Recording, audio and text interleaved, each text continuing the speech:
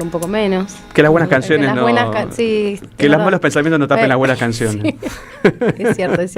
Escucho mucho Calamaro, también me gusta. ¿Cómo estás, Sabrina? ¿Venís del Congreso? ¿Venís de trabajar? Esta semana fue tremenda en el Congreso, hay que decirlo. Esta semana fue tremenda lo que se aprobó.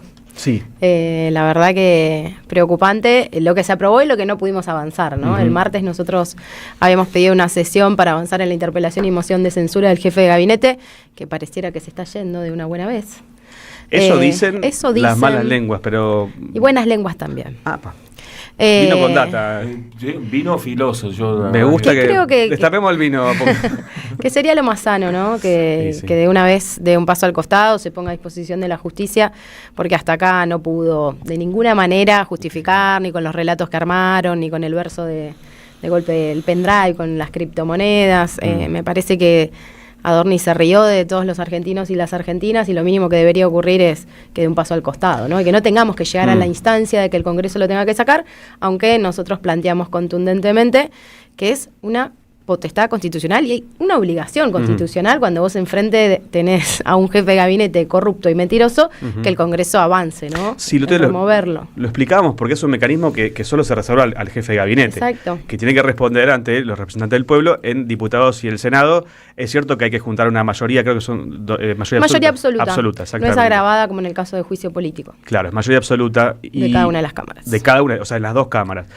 Hay que tener mucho consenso político para llegar a eso, porque sabemos que los bloques dialoguistas son bastante más que dialoguistas, pero en este caso, aparentemente, entre idas y vueltas, el PRO dio muchas vueltas en el aire, el radicalismo también, pero también hubo, Esteban Bullrich renunciando al PRO justamente por el no avance en la interpelación.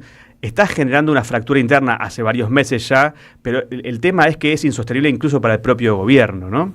Sí, yo creo que también hubo mucha hipocresía por parte de algunos sectores que todavía se dicen llamar oposición, pero creo que está a la vista que son ya ni siquiera cómplices del gobierno, ¿no? Parte del gobierno de Milei, no solo porque le garantizan que salgan leyes como la que votaron al día siguiente de no sentarse a dar quórum para la interpelación, sino por cómo vienen accionando. Intentaron a través de un comunicado de Twitter excusarse con esa sociedad a la que Adorni se le rió en la cara con todos los relatos, y yo lo dije contundentemente en la sesión, que no cierra el relato de Adorni y no cierra el relato del PRO ni de la UCR de por qué no se sentaron a esta altura, me parece. Bueno, acá lo hemos conversado con varios diputados que han venido, y la mayoría, yo te diría que el 100% tiene esta sospecha de que Adorni sabe demasiado de los hermanos Milei como para poder soltarle la mano. Es un posible, digamos, análisis de la situación. Otro que no se dice tanto, pero al que yo también suscribo, que es, también se llevó un poco la marca y se llevó los focos de atención para tapar lo que está pasando en todos lados, que es un desastre económico y un fracaso absoluto de las políticas de este gobierno. Entonces yo no sé hasta qué punto no fue funcional que se lleve él toda esa bronca y que quizás, cuando si se confirma estos rumores que están diciéndose que Manuel Adorni dejaría ser el jefe de gabinete, entonces la gente, al final lo echaron, ¿no? ¿Puede haber algo de eso? ¿Qué es lo que está tratando de taparse o qué es lo que dejamos de hablar al hablar de Adorni? Dejamos de hablar de un montón de cosas, dejamos de hablar de las 20.000 pymes que cerraron en la Argentina desde que gobierna Milei y que no tienen ni van a tener los beneficios fiscales que le votaron el día miércoles con el Superrigi a las grandes empresas. Dejamos de hablar de los medicamentos de los jubilados que le sacaron del PAMI, dejamos de hablar de que Milei sigue incumpliendo la ley de emergencia en discapacidad, que sigue incumpliendo la ley de financiamiento universitario, dejamos de hablar de los puestos de trabajo que se perdieron en el empleo formal, más de 300.000, y un dato que salió esta semana es el aumento de la informalidad. Estamos en un tope histórico de lo que es del crecimiento de la informalidad en la Argentina, más de un 42%, y 600.000 puestos nuevos informales de trabajo que el presidente celebra, pero eso es menos gente que se quedó sin trabajo y tiene que ver con todo, ¿no? Con que cierran las empresas que garantizan el 70% del empleo formal y que el Estado Nacional, en vez de mirar esos sectores, está mirando, cómo beneficia a los amigos con estos supernegocios, Superrigi, el Rigi antes, que se ve que no alcanzó, entonces ahora vienen por el Superrigi, la ley de inviolabilidad de la ley privada, o sea, de la propiedad privada. Digo, hay un montón de leyes que hasta acá uno evidencia que el gobierno avanza con negocios para grandes empresarios, para los sectores más concentrados de la economía y para capitales extranjeros. No hay mirada, ¿no?, nacional. No hay mirada nacional. Bueno, en todas las leyes que vos vas mencionando, que son las que se fueron aprobando en estos últimos meses, que han sido muy intensos en la labor parlamentaria, y con muchos triunfos para el oficialismo, hay que decirlo, pues casi a veces una escribanía, y además se manejan por algunos momentos unas formas que son muy prepotentes, ¿no? Que todo el tiempo, bueno, se habla de republicanismo y después no se ve eso. Pero lo que quería decir en relación al superrigi, al pago a los fondos buitre, bueno, a la ley, por supuesto, de flexibilización laboral, todos son tiros para el lado de los poderosos, pero de una forma muy, muy obscena.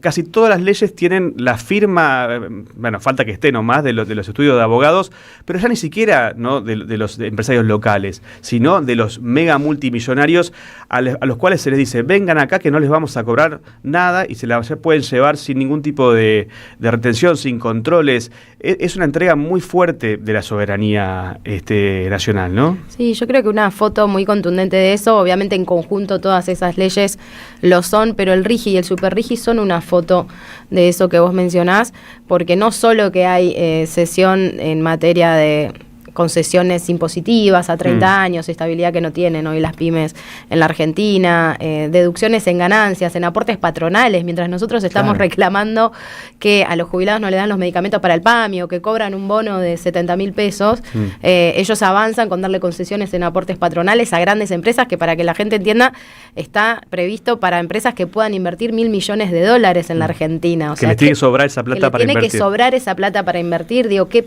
empresa nacional va a poder entrar en el superrigi? Ninguna, es mentira. Entonces, esa es, me parece, la foto, la prórroga de jurisdicción, de todos los conflictos que se planteen en materia de jurisdicción, se van a resolver afuera, no se van a resolver acá. El tema también de la liquidación de divisas. Hoy se obliga a todas las empresas nacionales a liquidar en el mercado de cambios argentino, y a estas empresas se les concede la posibilidad de, al tercer año, no liquidar un solo peso en dólar en la Argentina. La fuga, pero hecha ley. Claro, entonces ese pan para hoy, ¿no? Hambre que pan también, ¿no? A discutir, porque no sabemos tampoco ni siquiera qué son estas nuevas industrias. Sabemos que hubo reuniones con tecnócratas muy reconocidos a nivel mundial que de golpe se instalaron en la Argentina, que creo que debe ser uno de los que agarró la lapicera para escribir este proyecto de ley, que es Peter Thiel. Tuvo la delicadeza de irse del país mientras estaba la aprobación. Mientras estaba la aprobación, no pero bueno, me parece que hasta fue más... fue peor, fue peor, más me evidente. parece, más evidente. Pero bueno, es un poco la foto de un modelo económico, ¿no? Que profundiza este gobierno, que deja la mitad de los argentinos afuera y que no mira, ayer lo planteábamos también, digo, las familias sobreendeudadas. Hoy hay familias que se endeudan con la tarjeta de crédito para comprar comida. Eso, y vos lo has hecho con conjunto de compañeras del bloque, presentar, bueno, hay creo que más de 11 iniciativas, ¿no? Sí. En diputados, para justamente alivianar las deudas de las familias, que son tremendas, con niveles de morosidad en pago de tarjeta de crédito y en billeteras virtuales, que en caso de las billeteras virtuales creo que cerca del 30%. Sí. Entonces, el proyecto, contame un poquito más de tu proyecto específicamente, qué es lo que se están proponiendo para poder salir, porque realmente estamos todos en esa situación, y lo que empieza a verse es que no hay manera nunca de pagar eso, y va creciendo. Claro, ¿no? Porque las familias empiezan pagando con tarjeta de crédito la comida en el supermercado. Como no pueden pagar la tarjeta de crédito, van a las billeteras virtuales y se endeudan con las billeteras virtuales. Entonces entran en una cadena que no tiene fin, porque capaz que después, para pagar la deuda de las billeteras virtuales, van a un banco y solicitan un préstamo personal. Entonces de golpe tienen la deuda de la tarjeta de crédito, de la billetera virtual y del banco. Entonces nosotros lo que planteamos, hay un montón de proyectos, todos hacemos el foco en que en principio el Estado no puede mirar para otro lado si esto sucede, ¿no? Tiene que haber una pata del Estado mirando ahí.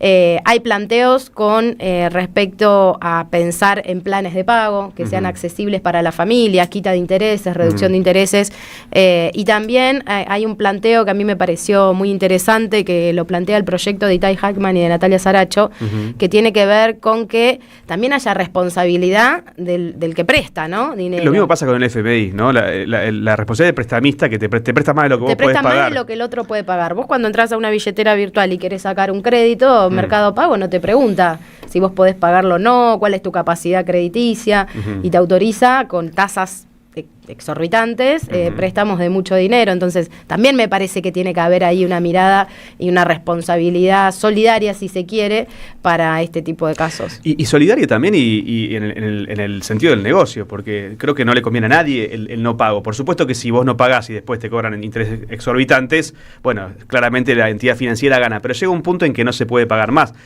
Por supuesto que también estamos viendo, en el caso de la Ciudad de Buenos Aires, que empiezan los desalojos, o sea, empiezan a quitarte, o este tema que lo hacía también el Banco Nación, directamente chupar lo que tenés en tu cuenta. Sin tener en cuenta ningún tipo de tope. Claro, o sea, te puedes sacar todo el sueldo el día que lo cobras y no podés comer, no podés hacer casi nada.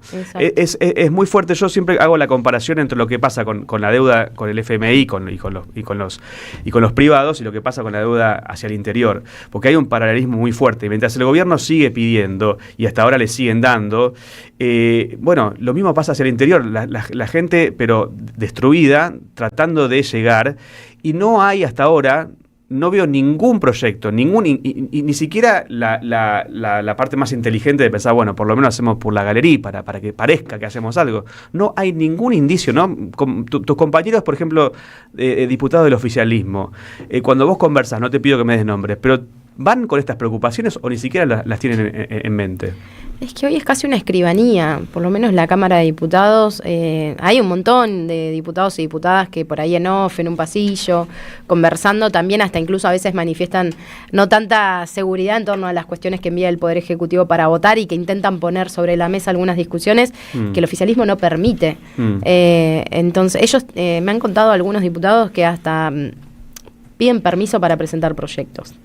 Hay como un control después de los proyectos nos que decían presentan. soviéticos. Claro, y después nosotros éramos, la verdad que unos libres pensadores todos, pero digo, obviamente que siempre, ¿no? Hay una línea, nosotros también cuando vos vas con proyectos que tienen un poco más de profundidad, por supuesto se trabajan más en bloque y con otra profundidad, pero hay muchos que yo no los veo cómodos, y ni que contarte de lo incómodos que estaban con esta situación de Adorni hasta acá. Sí, eso lo detecté estando en la sesión. Se sentía en el aire la dificultad, porque primero que nadie saca una foto con Adorni, que hay que decirlo.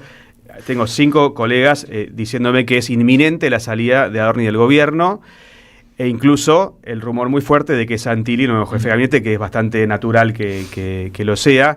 Esta es la información que manejamos ahora. Lo trajo Sabrina, lo vimos en varios portales. Tengo colegas que están bien adentro recibiendo esta información.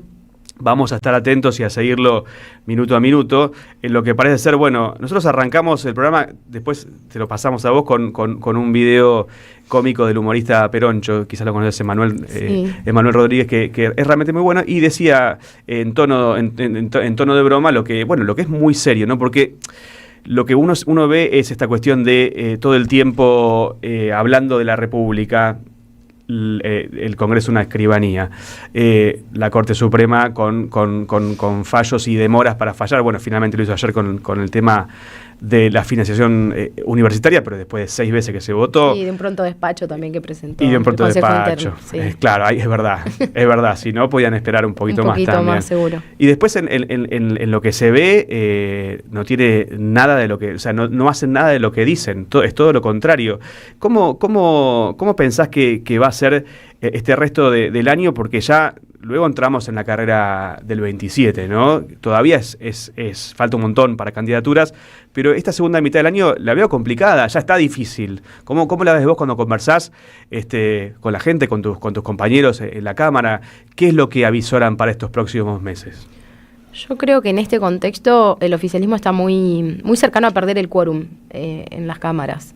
Dependiendo, me parece, cómo se termine de reconfigurar premios y castigos con estos sectores que yo digo que dejaron de ser cómplices para pasar a ser parte del gobierno. Me parece que hay ahí todavía una tensión que no sé si se va a terminar de resolver.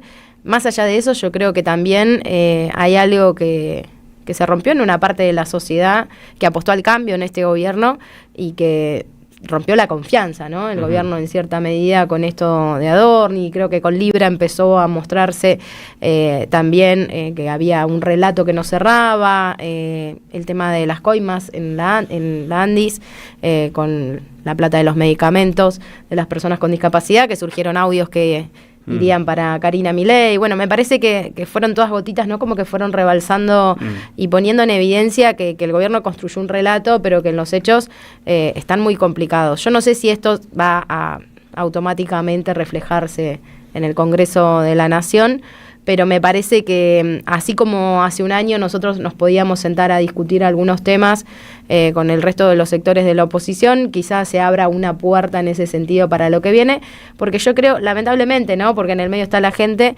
que estos sectores, que un día se sientan, que otro día se paran, que un día extorsionan al gobierno, que un día no, me parece que van a también empezar a jugar ahora, a tensionar con el gobierno para ir logrando las cosas que hasta acá el gobierno no pagó. A mí lo que más me preocupa siempre en esta discusión es el rol que tienen los gobernadores. El proyecto que votamos, vuelvo con el Super Rigi, le pone un tope en ingresos brutos a las provincias y también les pone un tope en materia de regulación sobre los proyectos. Las provincias no tienen potestad de definir si un proyecto le conviene o no, y de esos proyectos que se instalen en sus provincias, que los va a autorizar el Estado Nacional, las provincias nos van a agarrar un mango. Entonces, yo realmente a veces me pregunto, digo, ¿por qué los gobernadores siguen no cediendo un poquito más, un poquito más, un poquito más? Creo que es por la asfixia que tienen, otros se sientan a negociar, como hicieron algunos antes de que votemos el Superrigi, que se sentaron con el ministro de Economía Caputo, que les pasó adelantos de coparticipación a algunas provincias en particular. Y otros yo creo que van a empezar a tensionar un poco más. Y sí, yo tengo el mismo olfato porque sabemos que además hay bloques, o bueno, no sé si va a hablar de todos los bloques, pero al menos algunos diputados que sus convicciones son bastante endebles, ¿no? Entonces, ni bien huelen la derrota cercana, se empiezan a saltar del bote. Quería detenerme en otro proyecto que se aprobó, que es el pago a los fondos buitres, son 171 millones de dólares. Te dicen, es poca plata, ¿no? Bueno, esa poca plata es la que no está en salud, no está en discapacidad, no está en las universidades. Pero ayer hablábamos con un especialista en el tema y me quedé muy sorprendido y fui a revisar luego el programa lo que se habló en la comisión, ¿no? Porque no sabían de lo que estaban hablando. E incluso nos explicaba ayer nuestro compañero que en la quita del 30%, que la vendían como una gran quita, bueno, la que se logró durante el gobierno de Néstor fue del 68. Del 68. Entonces, lo que siento también es que la calidad del debate y la calidad de las personas que están llevando adelante las discusiones es muy baja. Si vos pudiste ver un poco lo que fue la comisión, o sea, esa reunión informativa, la comisión de presupuesto, que fueron los funcionarios, las preguntas que le hacían mis compañeros no pudieron responder ninguna. Cuando se les preguntó incluso cuál era primero de dónde se iba a sacar la plata para pagar. Ellos te hablaban de una partida presupuestaria que no es para ese tipo de pagos. Después cuando les preguntaban cuál era la quita real en montos, tampoco la sabían especificar. No lo sabían. Itaí fue uno de los que preguntó. Entonces, realmente no es serio el debate en estos temas que son tan trascendentes, ¿no? Para la República Argentina, pues lo advertíamos también en la sesión. Digo, en temas así, vos abrís la puerta a que vengan otros fondos buitres y te digan, che, no, pero acá la quita acá fue mayor que la que tuvieron en el 2001, en el 2006, en el 2000. Entonces, ¿por qué yo me tengo que acoger, ¿no? Claro. Y me parece que se abrió una puerta que es compleja y que cualquiera dice cualquier cosa y son argumentos que después otros pueden usar. Germán Martínez dijo. Claro, Germán lo explicó muy bien. Muy bien, porque es verdad que si bueno, vos sos abogada, pero si un abogado de los buitres está escuchando eso, lo que está haciendo es anotando, porque son los argumentos para seguir litigando contra la Argentina. Exacto. Entonces, lo que a mí me parece muy, muy sorprendente, o por lo menos yo no estoy acostumbrado en lo que tenemos de democracia, bueno, sí, lo hemos visto en el menemismo, por supuesto lo hemos visto con De la Rúa, con Macri, pero en este caso puntual, lo que a mí no deja de sorprenderme es la falta absoluta de aunque sea un poquito de amor propio, ¿no? O sea, porque en definitiva también son argentinos, ¿no? Legisladores del oficialismo dijeron, los fondos buitres esa fue la palabra. Son aliados de la Argentina. Qué fuerte, ¿no?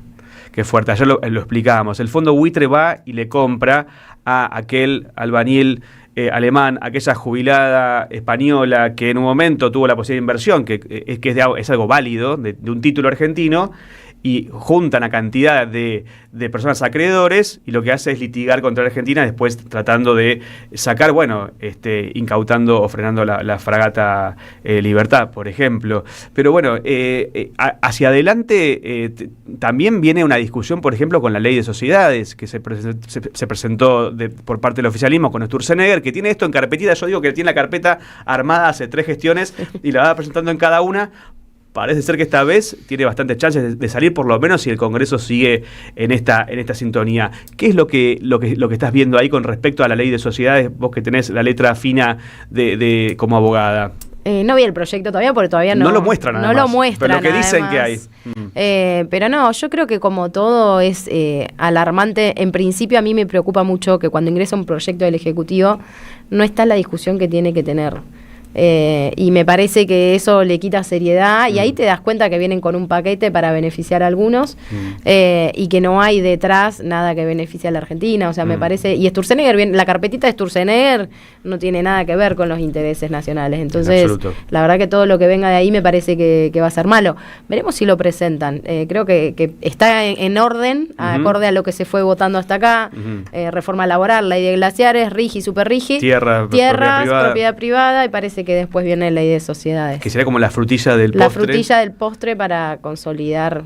Sí. Que además sería como una habilitación de lo que es la fuga, que es otro gran tema. Es la habilitación de la fuga de capitales. Que suma 436 mil millones de dólares del 76 a la fecha en una cuenta que saca Cifra.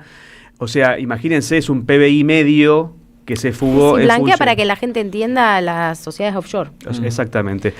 Última pregunta y ya te dejamos que sea un viernes y que te vayas a tu casa a descansar, pero no podemos obviar un poco cómo ves al espacio al peronismo. Esta semana fue intensa, hubo, digamos, cruces fuertes.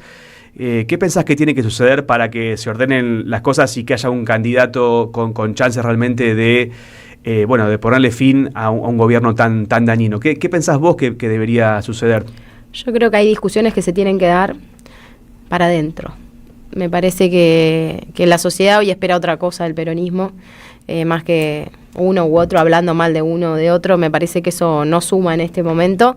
Me parece que hay un punto de partida que no podemos dejar de lado, es que si no es en unidad no podemos construir una alternativa frente a Milei, y creo que la sociedad nos va a exigir, después de la Argentina que va a quedar, de la Argentina que nos va a dejar Milei, ¿no?, que es muy distinta a la que recibió Milei en el 2023, nos va a demandar, nos va a exigir que planteemos una alternativa para salir adelante. Creo que hay discusiones que se tienen que dar, los nombres son lo último que se tiene que discutir. Y hay que dejar las mezquindades de lado, pensar en que la gente es la que la está pasando mal, bajar al territorio, escuchar, dejar de interpretar. Nos pasamos mucho tiempo en estos 2 años interpretando a la sociedad, ¿no? Porque la sociedad piensa esto. Me parece que es momento de dejar de interpretar y empezar a escuchar. Y bajar los decibeles de la discusión pública, que a mí me parece que no abonan. Soy muy crítica de quienes fustigan al gobernador de la provincia de Buenos Aires, por más de que no coincidamos. Yo vengo de otro espacio político también, pero nunca Sergio Massa salió a hablar mal de uno o de otro porque piense diferente, porque estamos convencidos de que desde la unidad es donde vamos a poder construir una alternativa. Por eso digo, hay discusiones que se tienen que dar, se tienen que resolver. Y me parece que la sociedad nos está demandando que las resolvamos de manera urgente. Clarísimo. Última pregunta futbolera. ¿Te gusta el fútbol? Me gusta. Antes miraba más fútbol nacional, soy de Independiente. Bueno. Fui... escuché, ¿qué pasó? Está muy bien. El Rey de Copas, por supuesto. Sí, fui una sola vez a la cancha. Bueno, tengo muchos amigos de Independiente que me acompañen a la cancha. Pero no, el Mundial, ahora partido que puedo mirar, lo miro. Me gusta. ¿Lo ves? Sí. ¿Hoy tenés favorito entre Uruguay y España, por ejemplo? Ay, que te pongo una difícil. Es más difícil eso que elegir la interna. Sí. Estoy en duda de si quiero que nosotros le ganemos a Uruguay o que se vayan solos. Pero te dejo tranquila. Con los resultados que se dieron hoy, después lo charlamos. Lo vamos a charlar porque me tenés que explicar muchas cosas. Es probable que Uruguay no clasifique. Sí, ¿no? Está más cerca Cabo Verde que... Justamente, le dejo el espacio a ella. No, me encanta. No quería hacer la columna de deporte. Está más cerca Cabo Verde que Uruguay de clasificar. Sí. Bueno, Sabrina, muchas gracias por estos minutos con nosotros, por venir hasta acá. Tenemos ganador, gracias. Tenemos ganador, ¿querés que lo anuncie ahora? Después vamos a ir a un temita y luego volvemos a una tanda. Ahí venimos. Para aprender a volar, entre tanta gente de pie, hay una radio que nunca se apaga.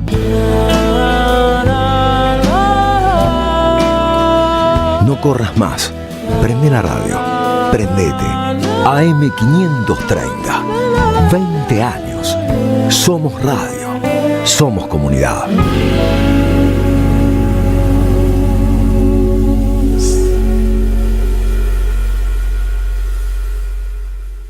Ahí, cuando te subís al auto, mientras remodelás tu casa o cuando abrís tu negocio todos los días. Te acompañamos en cada momento de tu vida para que puedas desarrollar tus proyectos con la tranquilidad y el respaldo de siempre. Llama al 0810-222-2444. Consulta con tu productora o productor asesor de seguros. Ingresá en provinciaseguros.com.ar o seguinos en nuestras redes sociales. Provincia Seguros, una empresa del Grupo Provincia. Número de inscripción 499, Superintendencia de Seguros de la Nación, 0800-666-8400. 1111, el periodismo con opinión que faltaba en la televisión. De lunes a viernes, 21:30, 1111, por AR12, periodismo con opinión. Hay un lugar donde los viernes a las 23 en AM530 somos radio. Somos comunidad. Hola, aquí Adrián Stoppelman para contarte que el viernes 26 estoy en la Flor de Barracas con entrada libre. ¡Con entrada libre! Las salidas a la Gorro, Comodorni, al pendrive, reservas, showsadrian@gmail.com. Showsadrian@gmail.com. Viernes 26 por única vez. ¡Entrada libre! Salida a la gorra. Con efectivo o Al pendrive. ¿Qué tienen en común ella que vive en Carlos Tejedor y él que vive en Tapalqué? Que hoy pueden estudiar una carrera universitaria sin irse de sucio